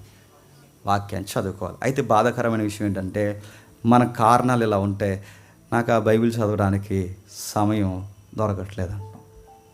రెండో కారణం ఏంటంటే చదువుదాం అనుకుంటున్నాను కానండి, చెప్పండి, చదువుదాం అనుకుంటున్నాను కానండి, చెప్పండి ఏదో చెప్పారు, అర్థం కావట్లేదండి. ఇవేనా కారణాలు చెప్తున్నాను, ఇవేగా కారణాలు. నేను ఈరోజు ప్రసంగం చెప్పలేదు, జాతకమేనంటే. అయితే నాకు సమయం ఉంటే నేను చదువుతానండి, కానీ నాకు సమయం లేదు, ఇదొక కారణం. రెండోది, నేను చదువుదాం అనుకుంటున్నాను కానీ నాకు అర్థం కావట్లేదండి, ఇదొక కారణం. ఇప్పుడు బాగానండి, ఇలా బైబిల్ అంటే ఇప్పుడు దేవుడు నీకు ఒక బైబిల్ ఇచ్చాడు, నాకు ఒక బైబిల్ ఇచ్చాడు. ఇక్కడ 350 మంది లేదా 400 మంది ఉంటే 400 మందికి 400 బైబిల్ ఇచ్చాడు. కానీ బాధాకరమైన విషయం ఏంటంటే ఆ బైబిల్ చదివే 400 మంది లేరు. ఉన్నారా? నిజాయితీగా ఒప్పుకోండి. ప్రసంగాలు చేసే వాళ్ళు కూడా బైబిల్ చదవరు రెగ్యులర్గా. సంఘ పెద్దలు కూడా బైబిల్ రెగ్యులర్గా చదవరు. బైబిల్ని ఇలా మూసేసి వారం తర్వాత తెచ్చేవారిని ఒక ఆయన ఏమంటాడు చెప్పిన, హెన్రిన్ అని ఒక ఆయన ఏమంటాడు తెలుసా? Dust Bibles always lead to dust leaves అంటాడు. దాని అర్థం ఏంటి చెప్పిన? దుమ్ము పెట్టిన బైబిల్ అట దుమ్ము పెట్టిన జీవితాల్ని ఇళ్లల్లో తయారు చేస్తాయి అంట. ఆల్వేస్ గుర్తుపెట్టుకోండి. నీ బైబిల్ తుప్పు పట్టిందంటే నీ బతుకు తుప్పు పడుతుంది, ఇదే గుర్తు. నువ్వు జిప్పేసి పక్కన పడేస్తున్నావు అంటే నీ లైఫ్ కూడా నువ్వు జిప్పేసేస్తున్నావు అని గుర్తు. నీకు చదివేంత ఖాళీ లేదంటే నీ లైఫ్ని ఎలా డిజైన్ చేసుకోవాలన్నంత ఆలోచన నీకు దొరకట్లేదు. నీకు బైబిల్ చదవడానికే నీకు ఆసక్తి రావట్లేదంటే నీ లైఫ్ మీద నీకు ఇంట్రెస్ట్ లేదంటే నీ లైఫ్కి బాగానండి, నీ డెస్ట్ లైఫ్కి నీ డెస్ట్ పెట్టిన బైబిల్కి సంబంధం ఉంది.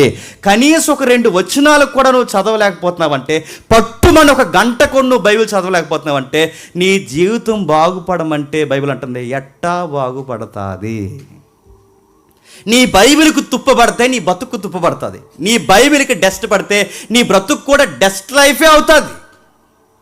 అందుకంటే ఎంట్రీని ఏమంటున్నాడు, ఎదుగో డస్ట్ పెట్టిన బైబిల్ ఎక్కడైతే ఉంటాయో డస్ట్ పెట్టిన లైఫ్స్ కూడా ఉంటాయంట. అలాంటి జీవితాలు కూడా ఉంటాయి. అందుకే చూడండి ఆయన మాట్లాడుతున్నాడు, ఇది నిజం, ఇది నిజం, ఇది నిజం, నిజం. మళ్ళీ చెప్తున్నాను, బైబిల్ ఎందుకు చదవాలంటే ఎందుకు చదవాలంటే నేను ప్రతిరోజు శిశువుగా ఎదగాలి. ఒక శిశువుకి ప్రతిరోజు పాలు ఎంత అవసరమో నా ఆత్మీయ జీవితానికి కూడా ఆత్మీయంగా నేను ఎదగడానికి నాకు వాక్యం అంత అవసరం. బైబిల్ చదివితే ఏమవుద్దన్నాను మీరు అడిగితే, లైఫ్లో మారు మనసు అన్న ఒక పేజ్ స్టార్ట్ అవుద్ది. బాగా వినాలి. అంటే ఈ పుస్తకం అంత ప్రభావితంగా ఉంటుందంటే చాలా ప్రభావితంగా ఉంటుంది. ఇప్పుడు మళ్ళీ అడుగుతున్నాను, ప్రపంచంలో ఈ ఒక్క పుస్తకమే ఉందా? పుస్తకాలు ఉన్నాయి చెప్పండి. చాలా పుస్తకాలు ఉన్నాయి. బైబిల్ ఒకటైనా చెప్పండి. చరిత్ర పుస్తకాలు ఉన్నాయి, రొమాంటిక్ బుక్స్ ఉన్నాయి, ఇంకా చెప్పండి నాకు గుర్తు రావట్లేదు, కథలు ఉన్నాయి, ఎన్నో బుక్స్ ఉన్నాయి. ఇన్ని పుస్తకాలు చదువుతున్నప్పుడు నేను అడుగుతున్నాను, ఇన్ని పుస్తకాలలో ఈ పుస్తకానికి ఆ పుస్తకానికి తేడా ఏంటంటే, ఒక మనిషి జీవితంలో మార్పు రావాలి అంటే సూత్రం ఒక్కటే, బైబిల్ చదివితేనే మార్పు వస్తుంది. అదేంటంటే మిగిలిన పుస్తకాలు చదివితే మారు మనసు రాదని రాదు. అడుగుతున్నాను, ఈ పుస్తకం చదివితే నాకు మారు మనసు వస్తుందని ఒక బుక్ చూపించండి. మరి ఎలా చేసేవారో దొంగతనాలు అంటే ఒకటి ఏమన్నాడు చెప్పనా, ఆ లాజికల్ బుక్ చదివానండి, అలా వేసాను కన్నం అన్నాడు అంటాడు. మీరు కావాలని చూడండి, చెడగొట్టే పుస్తకాలు ఉన్నాయా లేదా? మీకు ఓ మాట చెప్తాను చూడండి. అణుబాంబు కనిపెట్టింది ఎవరండి? ఇదేంటి అణుబాంబు? మీ మీద వేయాలండి అనుభవం చెప్తున్నా. అణుబాంబు కనిపెట్టింది ఎవరు? Hydrogen bomb. Robert hopper hammer. Robert hopper hammer movie కూడా వచ్చింది కదా, మన ఆస్కర్ కొట్టింది.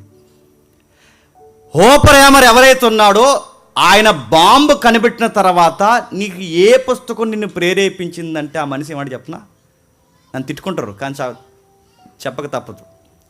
అణుబాంబు కనిపెట్టిన తర్వాత యురేషిమా నాగాసాకి ప్రాంతం మీద, జపాన్ పరిసర ప్రాంతాల్లో అమెరికా అధికారికంగా బాంబు వేసింది. ఎప్పుడే అధికారికంగా బాంబు వేసిందో పిల్లలు చచ్చిపోయారు, వృద్ధులు చనిపోయారు. సుమారు కొన్ని పదుల కిలోమీటర్లు మనిషి అలా అలా ఎముకలు గూడుతో అలా కరిగిపోయాడు. హైడ్రోజన్ బాంబు అంత ప్రమాదం, అణుబాంబులు అంత ప్రమాదం. అలా వేసిన తర్వాత ముక్కులు చూస్తున్న కరిగిపోయి, కళ్ళు చూస్తున్న కరిగిపోయి, ఆ వెలిగి ఆ వేడి అణుబాంబుతున్న ప్రమాదం అంటే వెలుగు వేడి ఒకేసారి కొడతాది. ఆ కొట్టిన వెంటనే మనిషి గడ్డైనా చెట్టైనా అక్కడ ఎంత పెద్ద పొదలైనా పూర్తిగా ఆవిరైపోతాయి. మనుషులు జంతువులు పూర్తిగా ఆవిరైపోయారు. మీరు గమనించండి, ఈరోజు కూడా బాంబు వేసిన దగ్గర కొన్ని 10 కిలోమీటర్లు గడ్డి మొదలు. ఒక రాష్ట్రం అంత ఏరియా గడ్డి మొలదు. ఇప్పటికీ బాగా వినండి, ఇప్పటికీ అక్కడ పుడుతున్న పిల్లలు, ఇప్పుడు ఈ జనరేషన్లో పుడుతున్న పిల్లలు కూడా అంగవైకల్యంతో పుడతారు. అణుబాంబు అంత ప్రమాదం. రాబర్ట్ లేదా ఏమర్ ఎవరైతే ఉన్నారో, ఆ నష్టం జరిగిన తర్వాత అమెరికా అధికారికంగా బాంబు వేసిన తర్వాత ఆయన ఇంటర్వ్యూ చేస్తున్నప్పుడు ఏడుస్తూ ఏమంటే చెప్పిన, చరిత్రలో దిద్దుకోలేని తప్పు చేశాను అన్నాడు. నా జీవితంలో ఎంత పశ్చాత్తాపడినా నేను ఎప్పటికీ క్షమాపణ పొందని తప్పు నేను చేశాను. ఎంతమందిని పట్టెట్టుకుంటానని అస్సలు నేను అనుకోలేదు. ఎంతమంది చనిపోయి నా మనసు అస్సలు బాగాలేదు. దీన్ని సక్సెస్ అని అనకండి దయచేసి. నా ఆత్మఘోష నేను తట్టుకోలేకపోతే, నా వల్ల చిన్నపిల్లలు చనిపోయారు, పెద్దోళ్ళు చనిపోయారు, వృద్ధులు చనిపోయారు. నేను కనిపెట్టిన ఈ విప్లవానికి ఎన్ని ప్రాణాలు గాల్లో పోయినందుకు నేను చాలా బాధపడుతున్నాను అన్న. తర్వాత అన్నారు, మీకు ఈ అణుబాంబు కనిపెట్టడానికి మీకు ప్రేరణ ఏదన్నా ఉందంటే ఒక బుక్ ఉందన్నాడు. ఆ బుక్ పేరు చెప్తే నన్ను తిడతారని నేను చెప్తున్నాను. భగవద్గీత పేరు చెప్పాడు. ఏంటది? భగవద్గీత. నేను సీరియస్గా చెప్తున్నాను. సాంస్క్రిట్ చదివి భగవద్గీతలో ఒక శ్లోకం ఉంటుంది, పుట్టించేవాడిని గిట్టించేవాడిని, జీవము మరణము సమస్తము నేనే ఉన్నాను కనుక, నేను చేస్తున్నదంతా నేనే జరిగిస్తున్నాను కనుక నీదేమీ మానవ తప్పు లేదని స్లోగన్ ఆయన ప్రేరేపించి అణుబాంబు కనిపెట్టడానికి పునాది అయిందంటే. ఇప్పుడు చెప్పండి, ఒక పుస్తకం ఒక మనిషిని ప్రేరేపిస్తే ఎంతమందిని చంపడానికి కారణమైంది. చెడగొట్టే బుక్స్ సొసైటీలో ఉన్నాయంటే ఉన్నాయి. ISIS ఉగ్రవాదులు, తాలిబన్స్, ఇంకా చెప్పండి, నాకు గుర్తు రావట్లేదు, కొన్ని పేర్లు చెప్పండి. లష్కరే తోయిబా, మనకు 30 వాళ్ళే. హామాస్ నడుపుతున్నాను. ఈ ఉగ్రవాద తెగలందరూ చదివిన బుక్ ఏంటండి? అది ఈ ఉగ్రవాదులు చదివిన పుస్తకం పేరు చెప్పినా, వాళ్ళు చదివిన పుస్తకం పేరు, వాళ్ళు రాసిన ప్రాఫిట్ బుక్ చదువుతారు వాళ్ళు. నిజానికి అందులో లేదని వాదించే లాజికల్గా మాట్లాడే వక్తలు ఉన్నారు, వాళ్ళని పక్కన పెట్టండి. కానీ వీళ్ళు చెప్పుకుంటున్న పుస్తకం పేరు చెప్పినా, మేము ఈ బుక్కి చదివి ఆ దేవుడి పేరు చెప్పి, ఇదిగో అక్బర్ అక్బర్ అక్బర్ అంటే గొప్పోడు, మా దేవుడు గొప్పోడు, మా దేవుడు గొప్పోడు. ఇదిగో మనుషులను చంపుతున్నామని పీకలు అధికారికంగా కోసేశారు, మనుషులను అధికారికంగా చంపేశారంటే ఒక బుక్కు చెప్పిన ప్రేరణకు అనేక మందిని చంపుతున్నారు. ఒక బుక్కు చెప్పిన ప్రేరణకు అణుబాంబు కనిపెట్టారు. ఒక పుస్తకం చెప్పిన పేరుకి ఈ రోజుకి నరమేధం జరుగుతుంది. ఇప్పుడు చెప్పండి, మనుషుల్ని ప్రేరేపించే పుస్తకాలు ఉన్నాయి, మనుషుల్ని చెడగొట్టే పుస్తకాలు ఉన్నాయి, మనుషులకి జ్ఞానం, లౌకిక జ్ఞానం నేర్పే పుస్తకాలు ఉన్నాయి. ఇన్ని రకాల పుస్తకాల్లో మనిషికి బాగానండి రిపెంటెన్స్ నేర్పించే బుక్ ఈ సొసైటీలో ఏముంది? ఒకే ఒక్కటి ఉంది. ఏంటి చెప్పండి? అందుకు బైబిల్ చదవాలి. నువ్వేంటో నీకు అర్థం కావాలన్నా బైబిల్ చదవాలి. నీ నేచర్ ఎంత రాడికల్గా ఉందో తెలియాలన్నా నువ్వు బైబిల్ చదవాలి. నువ్వెంత ఫాలన్ హార్ట్తో ఉన్నావు నీకు తెలియాలన్నా బైబిల్ చదవాలి. నీ థాట్స్, నీ మైండ్ అడుగడుగునా నీకు నువ్వే అందనంతకంటే, నీతో నీకే సఖ్యత లేనంతగా ఎంతగా ఓడిపోయి నీకు తెలియాలి అంటే బైబిల్ చదవాలి. సువార్త పుస్తకాల్లో ఏమి స్టార్ట్ అవుతుందంటే దేవుణ్ణి పరిచయం చేయడమే కాదు, చెప్పండి, నిన్ను నీకు కూడా పరిచయం చేస్తుంది. నీకు దేవుడు ఎంతకు అవసరమో పరిచయం చేస్తుంది. అందుకే ఈ బైబిల్ ఎందుకు చదవాలి? సగటు మానవుడు బైబిల్ ఎందుకు చదవాలంటే నువ్వేంటో నీకు అర్థం కావాలంటే ఖచ్చితంగా బైబిల్ చదవాలి. నువ్వు ఏ బుక్ చదివినా నీకు నాలెడ్జ్ రావచ్చు కాక, నీకు ఏ బుక్ చదివినా నీకు లస్ట్ అనే ఫీలింగ్స్ రావచ్చు కాక, నీకు ఏ బుక్ చదివినా రకరకాల కోణాల్లో నువ్వు ప్రేరణ పొందొచ్చు కాక, కానీ ఒకే ఒక్క పుస్తకం చదివితే ఎబ్రి పతికులు అన్నాడు, నరాల్లోనికి, కీలులోనికి, మూలుగుల్లోనికి, తలంపుల్లోనికి దూరిపోయి నిన్ను మార్చే ఒకే ఒక్క పుస్తకం బైబిల్ వాక్యం. అది మాత్రమే నేను మార్చగదు. అందుకు బైబిల్ చదవాలి. ఇంకా ఎందుకు బైబిల్ చదవాలంటే నువ్వు ఆత్మీయంగా ఎదగడానికి, పాల వంటి ఆహారంగా నువ్వు ఎదగడానికి బైబిల్ చదవాలి. ఇంకా ఎందుకు బైబిల్ చదవాలంటే గుర్తుపెట్టుకోండి, దేవుని చిత్తం తెలుసుకోవడానికి బైబిల్ చదవాలి. నేను ప్రాక్టికల్గా ఒక మాట మీకు జ్ఞాపకం చేస్తాను, గుర్తుపట్టండి. దేవుని చిత్తం తెలుసుకోవడానికి బైబిల్ చదవాలంటే బైబిల్ చదవాలి. మనం చేసే జబ్బుకరమైన మాట్లాడి చెప్పిన నాలుగు దగ్గరికి ఎవరో ఒకరి దగ్గరికి వచ్చి సంఘపతుల దగ్గరికి వచ్చి చాలామంది అడుగుతుంటారు, అసలు ఈ కార్యక్రమంలో నా పట్ల దేవుని చిత్తం ఏంటి నాకు అర్థం అవ్వట్లేదు అంటే, నీకు ఎప్పుడు నన్ను అడిగితే నీకు ఎప్పటికి అర్థమవుతుంది. నీ పట్ల దేవుని చిత్తం ఏంటో నువ్వు నన్ను అడిగితే నీకేమన్నా నేను చెప్పగలనా? ఇప్పుడు చెప్పండి, దేవుని చిత్తం ఏంటో తెలియజేసే ఒకే ఒక పుస్తకం ఏంటి చెప్పండి? బైబిల్. నువ్వు బైబిల్ చదవకుండా నాకు దేవుని చిత్తం ఏంటో చెప్పండి అని అంటే నేను ఏం చెప్తాను? 10 లక్షలు ఇమ్మని చెప్పాడని చెప్తాను, ఎత్తావా? ఏం చెప్తున్నాను? ఇప్పుడు అలాగే దోషేస్తున్నాను అడుగుతున్నాను, పిల్లలు సైలెంట్గా ఉంచాను. అలాగే దోస్తున్నాను అడుగుతున్నాను, రకరకాలు చెప్తున్నారు. ఆయన ఎవరో నిన్న మొన్న వీడియో వచ్చింది, ఆఫర్ ఇస్తున్నాడు. ఇదిగో దేవుడు అధికంగా ప్రేరేపించి 1,00,000 తక్కువ కాకుండా, ₹1,00,000 తక్కువ కాకుండా, మినిమం ₹1,00,000 నుంచి 5 లక్షల వరకు, 10 లక్షల వరకు దేవుడు మిమ్మల్ని ఎంత ప్రేరేపిస్తున్నాడు అంత ఇమ్మని దేవుడు నాకు చెప్పాడు. నేను మీకు చెప్తున్నాను, ఇచ్చేయండి, ఇది దేవుని చిత్తం. 1,00,000 ఎక్కడైనా బైబిల్లో ఉందండి? నీకు దేవుని చిత్తం ఏంటో తెలియకపోతే నువ్వు నిలువు దోపిడీతో మింగేసే వాళ్ళు ఉన్నారు. నీకు దేవుని చిత్తం ఏంటో నీకు తెలియకపోతే నీ జీవితంలో ఏం జరుగుతుందో ఎప్పటికీ తెలియనంత దొంగలు తెలియకుండా నేను వాడేసే వాళ్ళు ఉన్నారు. నీకు దేవుని చిత్తం అంటే తెలియాలంటే ఒకే ఒక ఆన్సర్ ఉంది, బైబిల్ చదవాలి. ఖచ్చితంగా దాన్ని చదవాలి. దాన్ని చదవకపోతే నాకు అర్థం కాదంటే అర్థం కాదు. అందుకే చూడండి, 1 పేతురు పత్రికలో ఒక మంచి మాట్లాడుతున్నాడు చూడండి, 2వ అధ్యాయం 2వ వచనం. త్వరగా 1 పేతురు పత్రిక 2వ అధ్యాయం 1 పేతురు పత్రిక 2వ అధ్యాయం 3వ వచనం నుండి. 1 పేతురు పత్రిక 2వ అధ్యాయం 3వ వచనం నుండి.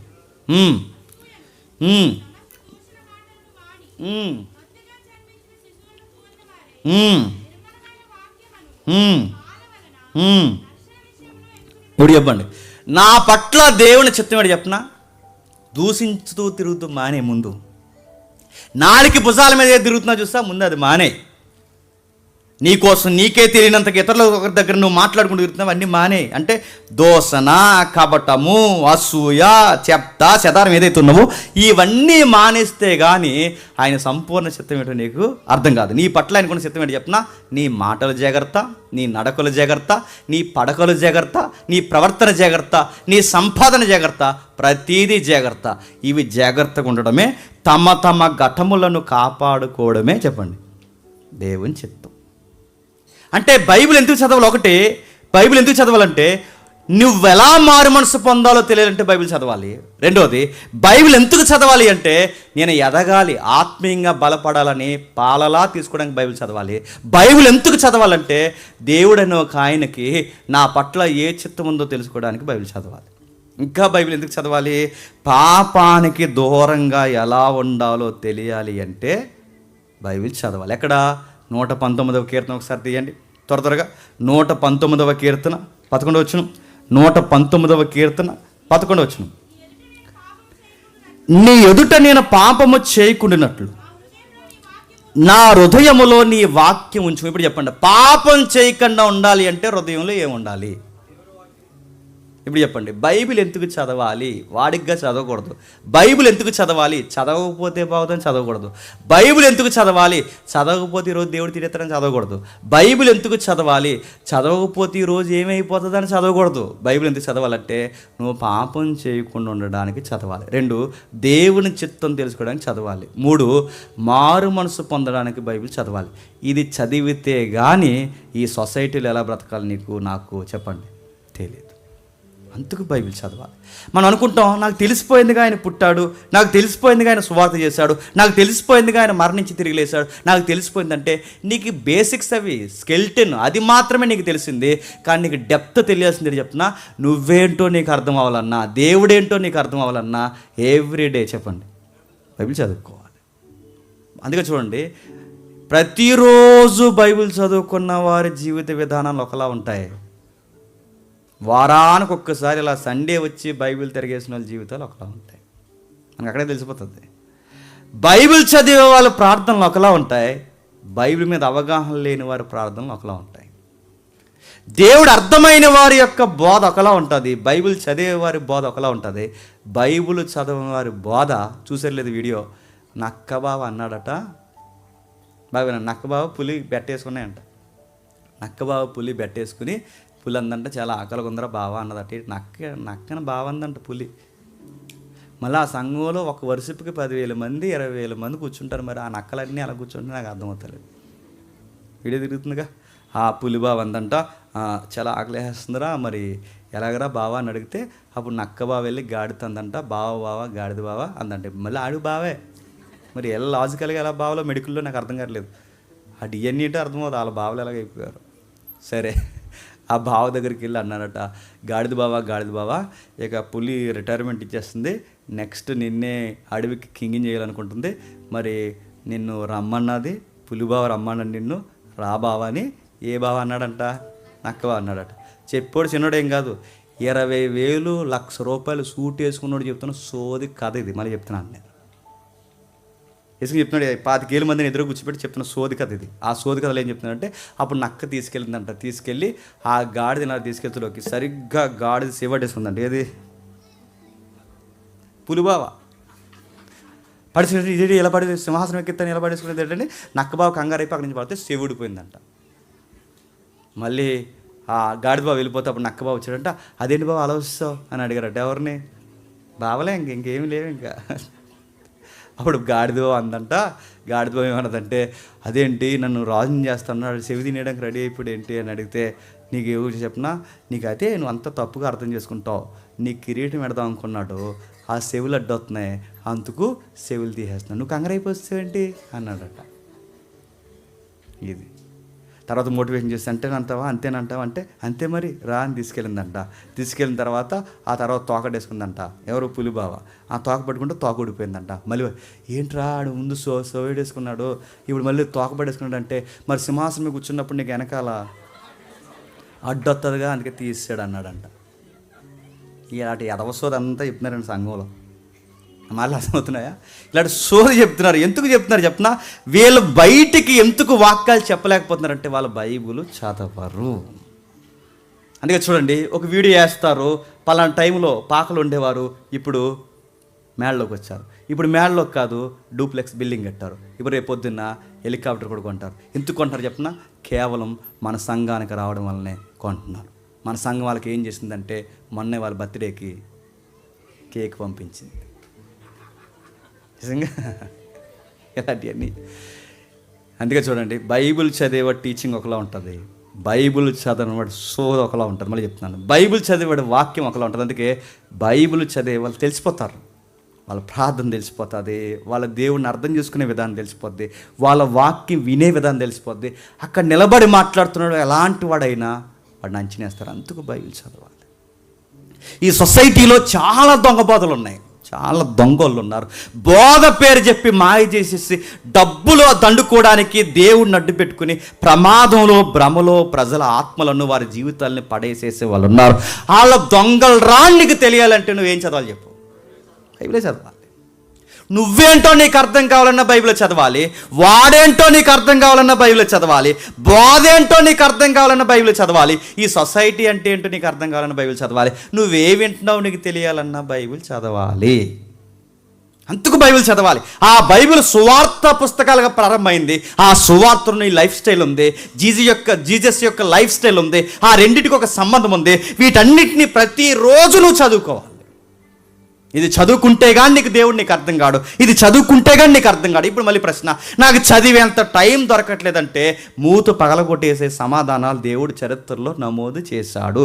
చదివేటంత టైం లేదనుకుంటే భక్త సింగ్ గారట, భగవనండి పెద్ద ఆయన భక్త సింగ్ గారట మోకాళ్ళేసి వారం రోజులు లేకుండా బైబిల్ చదివేశాడట. భక్త్ సింగ్ గారు చాలా మిడిల్ ఏజ్ దాటిన తర్వాత మోకాళ్ళేసి మహానుభావుడు భక్త్ సింగ్ గారు ఎవరైతే ఉన్నారో మోకాళ్ళేసి హెబ్రోను సంఘాలు స్థాపించడుగా ఆయన మోకాళ్ళేసి లేకుండా వారం రోజుల్లో బైబిల్ పూర్తి చేశాడు. ఇప్పుడు చెప్పండి, నాకు సమయం లేదు ప్రభు అంటే భక్త్ సింగ్ గారు నిలబెట్టి నేను ఏం చేస్తాడు చెప్పు? వారం రోజుల్లో బైబిల్ అయిపోద్దని చాలామంది అటకారం చేస్తారు. వారం రోజుల్లో ఎవరైనా బైబిల్ చదువుతారంటే చాలామంది అటకారం చేస్తారు. భక్త్ సింగ్ గారి యొక్క సాక్ష్యం దొంగ సాక్ష్యం అన్నారు కాదు.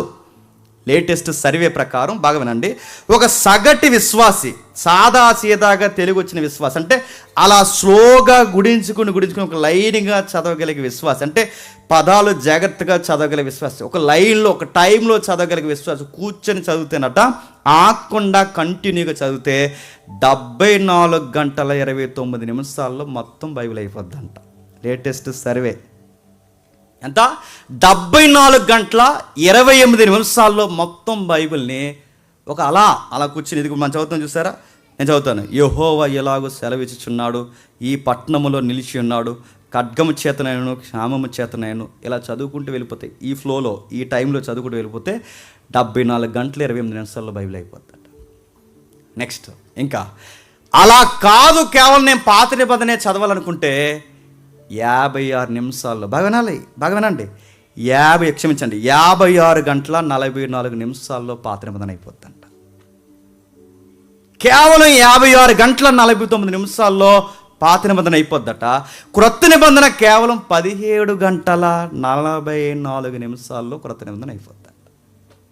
ఇంకే విషయం చెప్పిన, సుమారు నువ్వు ఆగకుండా రోజుకి 2.5 గంటలు, బాగా వినాలి, రోజుకి 2.5 గంటలు చదివితే నెలలో బైబిల్ మొత్తం అయిపోద్దంట.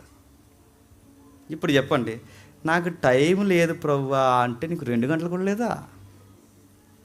నెల రోజుల నుంచి చూడని సినిమా చూడకుండా నెల రోజులు చూస్తావు. సినిమా ఒకటి ఎన్ని గంటలు ఉంటే చెప్పండి? 3 గంటలు.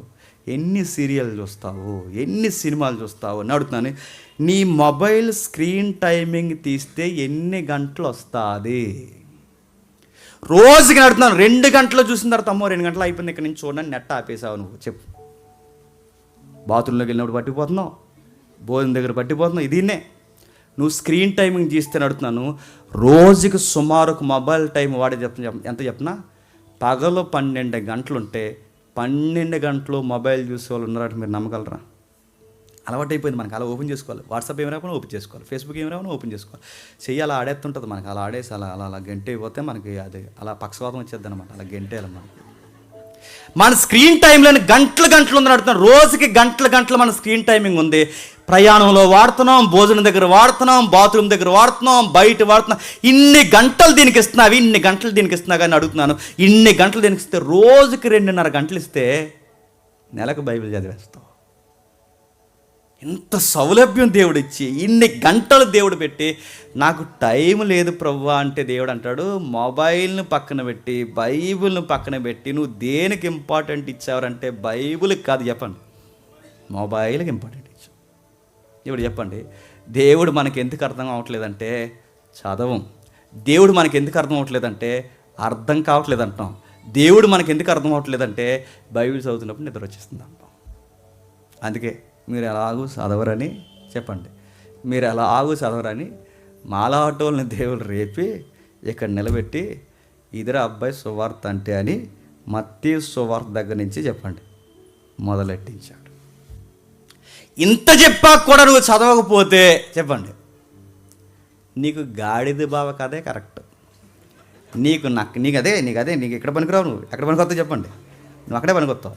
నీకు గాడిద బావ చెప్పండి, నక్క ఒక బావ, పుల్లు ఒక బావ, ఆ బావల దగ్గర పడేయాలి. నేను మరి చెప్తున్నాను.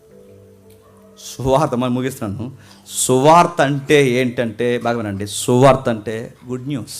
సువార్త అంటే నాకు దేవుడు ఒక శుభవార్త తెచ్చాడు. ఆ శుభవార్త ఏంటంటే మరణిస్తున్న నన్ను బతికించాడు అనడానికి గుడ్ న్యూస్ ఏంటంటే దేవుడు చెప్తున్నాడు, ఆయన నా కొరకు భూమి మీదకి వచ్చాడు. ఆ వచ్చినప్పుడు శిష్యుల్ని పిలుచుకున్నాడు, ఆ పిలుచుకున్న వారిని రక్షించుకున్నాడు. ఆ రక్షించిన తర్వాత వాళ్ళకి వెలుగుతో ఒక మాట ఇచ్చాడు, నేను త్వరలోనే వస్తున్నాను, మిమ్మల్ని తీసుకెళ్ళిపోతానన్నాడు. ఆ తీసుకెళ్ళిపోతాన్నాడు, త్వరగా వచ్చేస్తానన్నాడు కనుక, ఆ త్వరగా వస్తాడు కనుక ఇంకెందుకులే ఇవన్నీ అని అమ్మేసుకున్నారు. ఆ అమ్మేసుకున్నవన్నీ చరస్థరాస్తులు అమ్మితే ఈయన ఇంకా రాకపోయేసరికి దొంగ బాధలు పెరిగిపోయారు. ఆ దొంగ బాధలకి ఫుల్ స్టాప్ పెట్టడానికే సువార్తలు రాయడం స్టార్ట్ చేశారు. ఆ సువార్తలు రాసిన మొట్టమొదటి సువార్తికుడు చెప్పండి, మార్కు గారు. ఇలా ప్రారంభమైన సువార్తలు, ఆ ప్రారంభమైన సువార్తని లేదా క్రొత్త నిబంధనని పాత నిబంధనని ఖచ్చితంగా ప్రతిరోజు నువ్వు చెప్పండి చదువుకోవాలి. లోక సంబంధమైన పుస్తకాలు చదివి పాడైపోతారేమో కానీ బైబిల్ చదివి పాడైపోయిన వాళ్ళు ఉన్నారు చెప్పండి. కేవలం బైబిల్లో ఒక వాక్యం బాగా వినండి, ఇలాంటి పేపర్ దొరికితే చదువుకుని మారిపోయిన భక్తులు ఉన్నారని మీరు నమ్మగలరా? అలా ఈదంటే వెళ్తున్నప్పుడు కరపత్రం ఇస్తే కరపత్రం మీద ఒక రెఫరెన్స్ చదివి మారిపోయిన వాళ్ళు ఉన్నారని మీరు నమ్మగలరా? ఒక్కొక్క రెఫరెన్స్ వాళ్ళని మార్చేసింది. ఎన్ని రెఫరెన్స్లు, ఎంత జాగ్రఫీ, ఎంత హిస్టరీ. ప్రతి వారం మొదటి మెసేజ్, రెండో మెసేజ్ ఇన్ని మాట్లాడుతున్నా నీకు బైబిల్ చదవాలనిపించట్లేదంటే బాగా వినండి, నిన్నేమనాలి? ఒక కామెంటరీ రాస్తున్న ఆయన ఏమన్నాడంటే, జైల్లో కూర్చుని లెటర్స్ రాసిన పౌలు గారికి కష్టం లేదంట, కానీ జైలు బయట ఉండి ఆ లెటర్లు చదవడానికి మనకు మాత్రం చాలా కష్టం వచ్చిందంట. నా మాటలు అర్థమవుతున్నాయా? శరసాల్లో కూర్చుని పత్రికలు రాసిన ఆయనకి మాత్రం బాధ అనిపించలేదు, అదే పత్రికలు బయటకు వచ్చి చదవడానికి మాత్రం చెప్పండి మనకు చాలా బాధ అనిపిస్తుంది.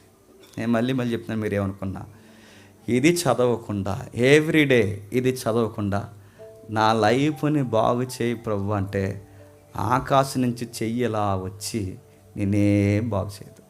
అలాంటిది నమ్మితే నువ్వే మోసం చేసుకుంటావు.